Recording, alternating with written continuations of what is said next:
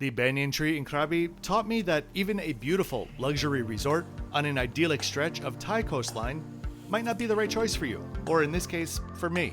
I'm going to tell you all about it in this full review.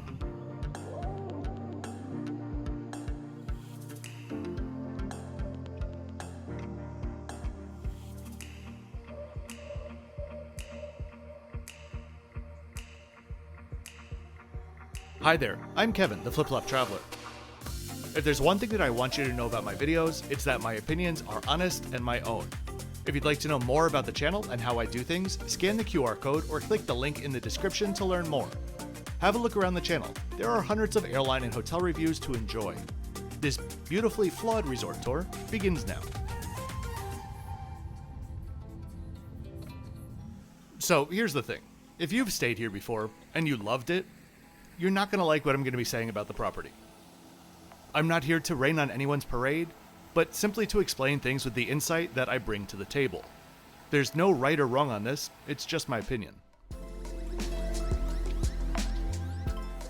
In the past few years, I've stayed at around 300 hotels, spanning around 120 hotel brands.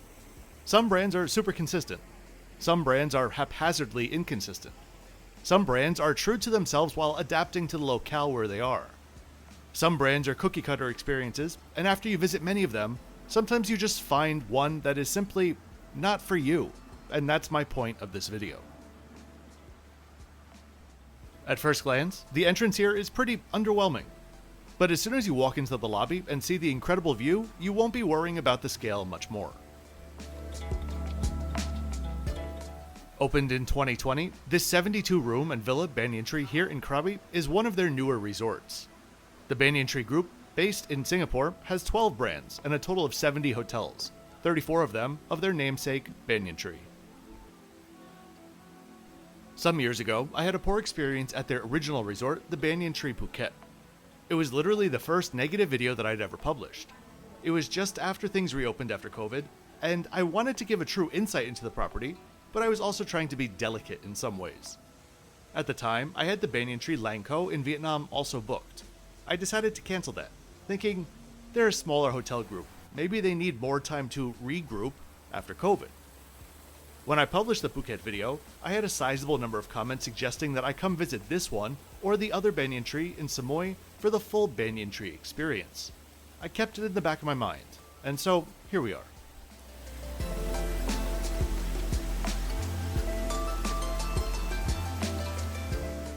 Below the water feature is a grotto lounge space of sorts, which I just get the feeling is not used all that much.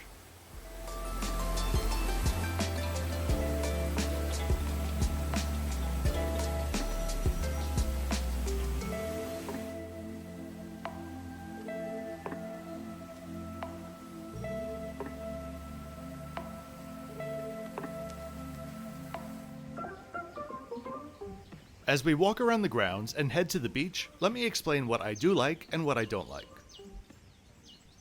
The design language, I think, is beautiful in most regards, and it fits both the brand and the location. I think they've used the elevation of the land to their advantage to ensure quite a few vistas are available from throughout the property. They've made a very Instagram-friendly hotel. But what I don't like about it is that it just lacks depth. It's pretty, but there's no charm. It's designed nicely, but the building materials used here are Holiday Inn Express quality. It has the potential to be a very nice premium resort, but they frame it as a luxury experience and charge accordingly with prices that truly make me question if perhaps their sales team has taken advantage of Thailand's new legalization of not banyan trees but other green things. Their pricing is truly out of La La Land. And again, because this is Thailand, I cannot stress enough that, like all of my videos, this is my opinion and nothing more. I was here just last month during rainy season, what is typically one of the cheapest times of the year to visit this area of Thailand. And for all of the other resorts that I went to on this trip, that was certainly the case. For my stay here, I paid a nightly rate of $485 US. A $500 hotel room during low season in Thailand brings with it pretty high expectations. And to be perfectly honest, I really thought it was going to be a high-level resort. After my stay, I wondered if perhaps I overpaid. A few days ago, using Banyan Tree's website to be as fair as possible, I checked their lowest refundable room rate, as mine was, for each of the next 12 months. You can see them right here. Each month, I chose the third Tuesday, generally a cheaper day. The average rate over the course of the year is $706 per night. Again, I stress this is the cheapest room. A bit of perspective. For $700, you can get a hideaway pool villa at 6 Senses Samoy. You can get a terrace pool villa at the Regent Phuquoc. You can get a pool villa at the Apurva Kempinski in Bali. Hell, for some months of the year, you could almost stay at Raffles in Singapore for $700 a night. See where I'm going with this? We're not in the Maldives or Hawaii. So, quite a ways into the video already, I understand that. But I just ask you to watch this video through that lens, because that's what I was doing when I was here. For the most part, the grounds are nicely manicured, and every pathway eventually leads you to a gorgeous coastline. Like many beaches on the western coast of Thailand, they are compact sand and are very tidal. Part of the beach in, beach out crowd. That said, if you love calm waters and striking views, then this might be a beach that you really enjoy. What is a bit less enjoyable, though, is the woefully undersized single pool which they felt the need to put directly in front of the primary restaurant. Remember all of that beautiful empty lawn that we walked through? Why isn't this over there and like twice as big? To the side of the pool is the prominently placed kids club and accompanying kiddie pool.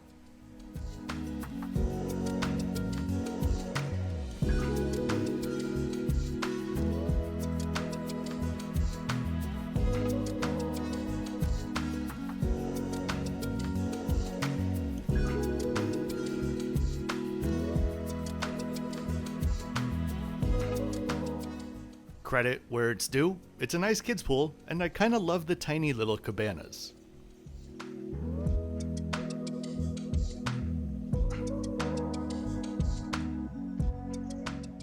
Just in front of that is the hotel's primary bar, which I think wouldn't be out of place at a Crowne Plaza. In fact, that's one consistent thought that I had the entire time I was here.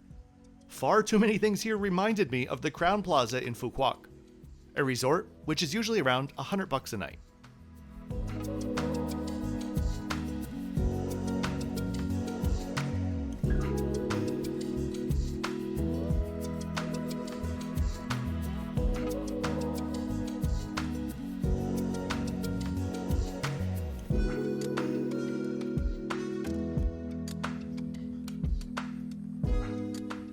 Before we head up to my room, one of the stranger designs on the property. Do you see this river? When I first saw it, I thought they were dredging it out, and they were going to make it look nice. Especially since all of those ropes made it look like they were, I don't know, surveying something or doing something, holding the walls up, I don't know. At that point, I thought, well, they could have disguised it a bit better in the meantime. But when the tide came in, I realized, no, that's how it's meant to be. I don't know of many ugly water features, but this I think is one of them. And anyone, please tell me what on earth are these for? The platforms can't be more than like 2 or 3 foot square. Are we now building lounging docks for our cats? Let's take a quick look at where we are, since Krabi isn't exactly the first place that people think about when going to Thailand. Krabi is down here, just across the bay from Phuket, with Yao Noi and Yao Yai in the middle. Krabi is a province and a town, and has many of its resorts on the southwest coast, mostly to the south of where we are today. Krabi does have its own airport, with a handful of international flights and lots of them from Bangkok. If you are doing a split Krabi-Phuket vacation, you could drive between the two, which will be around $90 with Grab and a 4-hour ride.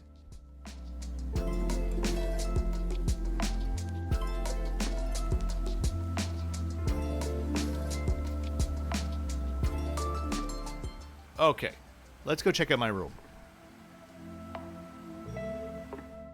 I had a deluxe garden pool suite, which in theory could fetch $500 a night during high season if the room was actually laid out smartly and finished nicely. And here we are. I know some people love it, but it's just hard for me to understand the benefit of a floating bed when the room is just this small. I'll let you have a look around, plus I'll put up the extra bits.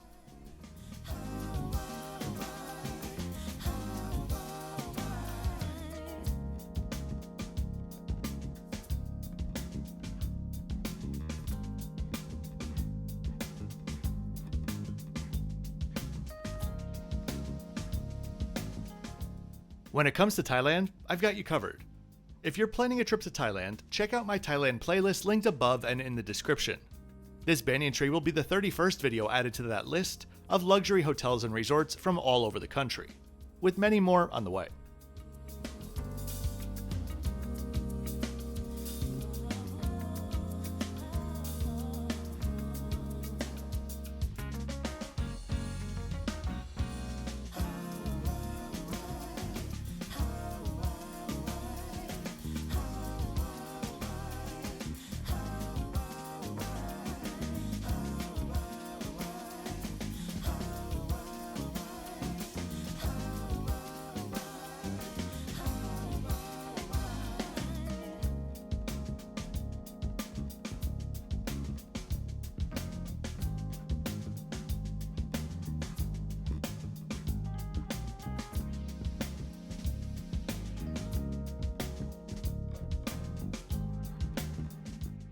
To the side is the bathroom with a double vanity and a full tub.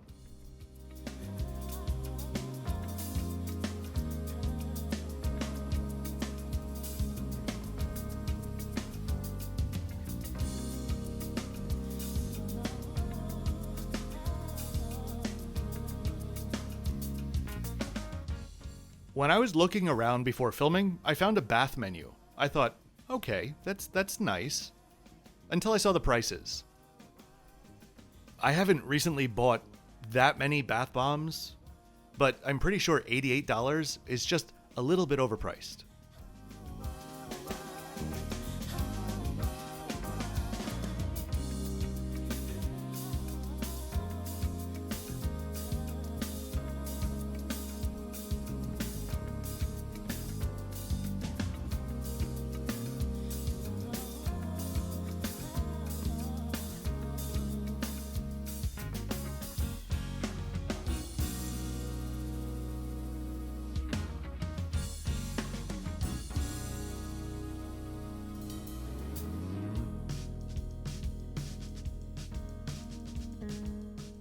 Just beyond the bathtub, and those hideous banyan tree green lights, which they just seem to think they need to incorporate into everything, is another soaking tub outside.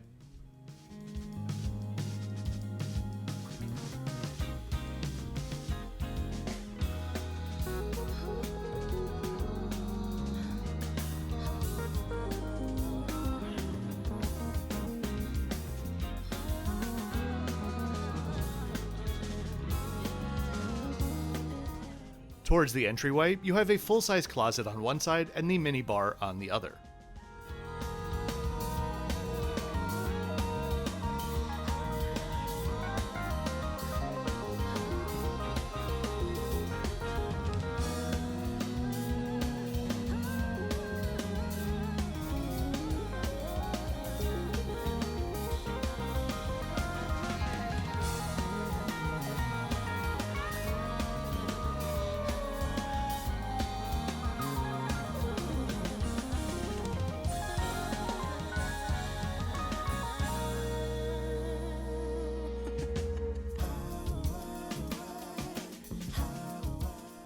Let's check out the outdoor area. Overall, it's nice, but just note that at least in my room, there's hardly any sun that will touch much of the pool except in the late afternoon, and they're not heated.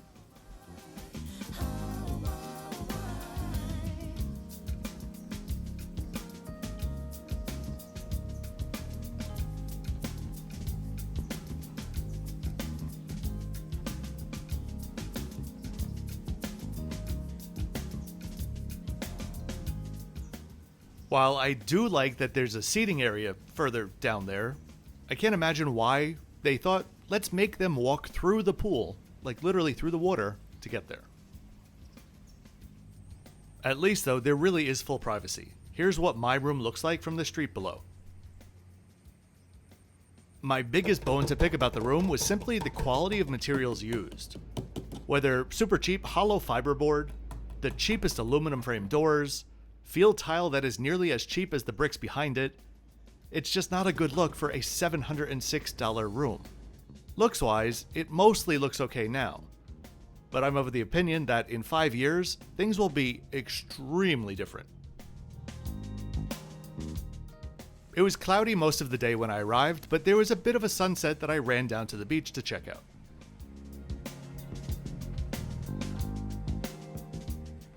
And now a quick word from today's very gracious sponsor, me. In the past few years, I've been to 181 hotels and resorts in South and Southeast Asia. It's the region that I know best, and I'm here to help if you need advice planning your vacation to one or all of these beautiful countries. Or maybe you just have a list of questions. If you're looking for answers or personalized resort and itinerary suggestions, check out my Globetrotter and Pioneer tiers on my Patreon. For Pioneers, after we go through a bit of a consultation of what you're looking for, your budget, and your preferences, within a couple of days I'll get back to you with a custom itinerary which I think ticks all of your boxes.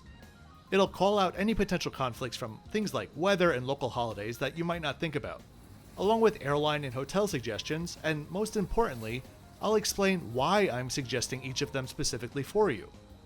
Then I'll be there for any questions that you may have along the way. The link to my Patreon is in the description below. Thanks very much in advance. For dinner, I went to Saffron, which is their Thai specialty restaurant perched above the north side of the resort.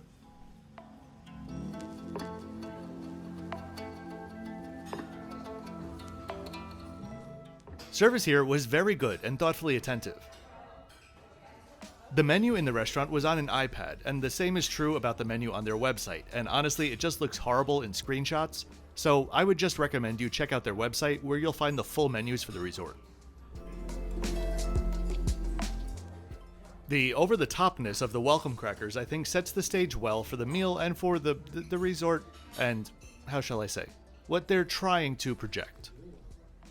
For an appetizer, I had the Thai fried chicken, which I was honestly expecting there to be something Thai about. It was good, but it was just like a bog-standard fried boneless chicken. If this was on the menu at the Cheesecake Factory as popcorn chicken, nobody would question it. Overall, 7 out of 10. Then we had a hibiscus sorbet intermezzo. For my main dish, I had a yellow curry with chicken, salted duck egg, and fried fish floss. That came with 4 types of rice. This was actually really good. Overall, 8.7 out of 10.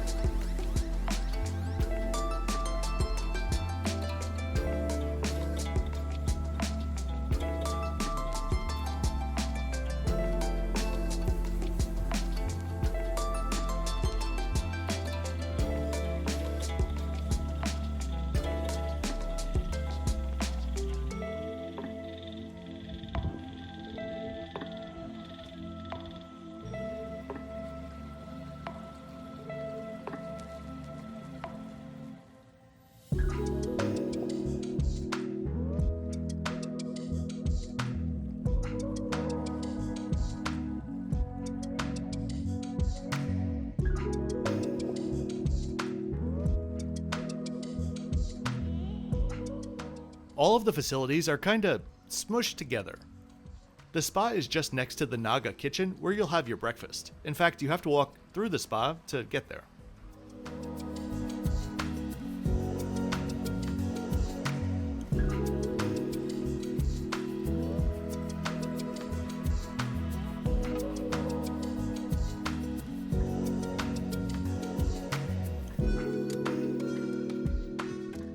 I enjoyed the restaurant and its design. To me, it's somewhere between a modern Japanese ski lodge and a heritage train dining room.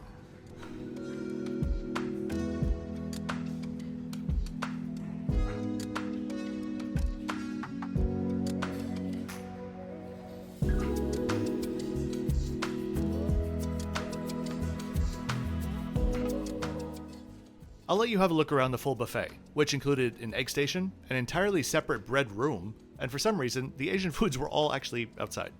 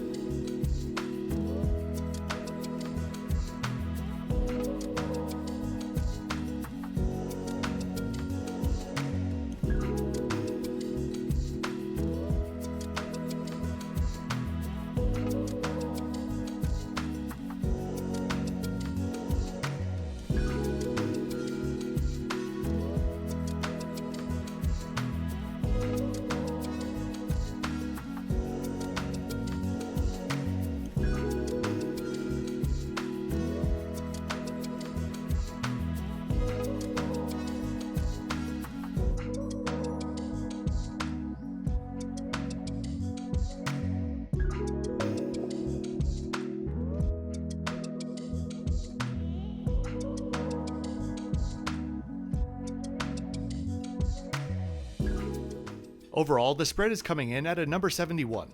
I'd say it probably gained a solid 20 points simply by having the bread room with some truly unique takes on pastries, along with 5 types of butter. So, as I wrap this up, what to say? It's overpriced, plain and simple. Let's get that out of the way. This place opened my eyes to the fact that perhaps sometimes a brand just isn't for you, or well, for me. It's genuinely a concept for a mainstream brand that I didn't really think about before. Do I think I'm past my W hotel phase? Yeah, but Banyan Tree isn't meant to be a generational thing. The things that I value at a luxury resort are simply not the same things that they focus on. And so that's why I want to be clear. It's not a bad resort, but it, along with Banyan Tree, I think, or it would seem, is most certainly not for me. I need a bit of soul. I need a bit of depth.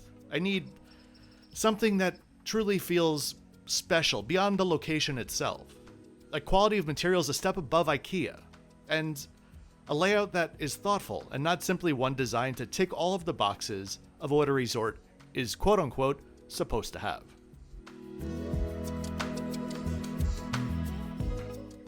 Oh, and my parting gift? One of those nasal inhalers that I was taught as a kid to not use too much since they're addictive. If you gave me time to come up with a list of 500 possible best inexpensive gift ideas that you could give guests as they leave, I'm pretty sure this would not be on there. So I really do hope that you got something out of this video today, and I hope that it will help some of you with your planning for your next vacation. If so, be sure to like the video and subscribe with notifications on so you don't miss out on my twice weekly videos. I'll see you next time from Bengaluru.